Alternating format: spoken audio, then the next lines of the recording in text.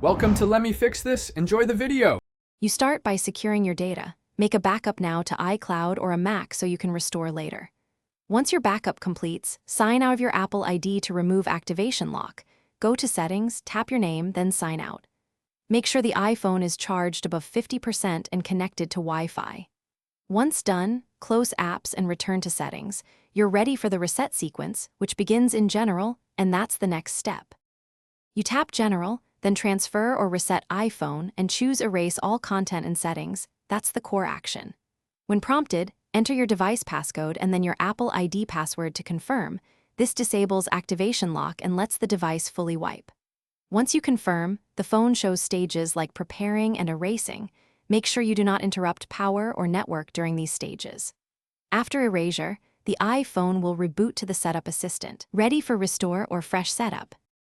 You complete the on-screen Setup Assistant or choose to restore from iCloud or a Mac backup. Follow the prompts and watch for app redownloads. Once done, verify iCloud sign-in, your apps, and key settings to ensure data restored correctly.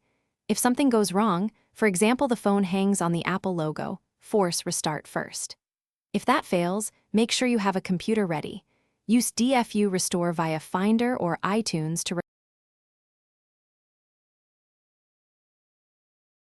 Thanks for watching. If you found this helpful, don't forget to like and subscribe.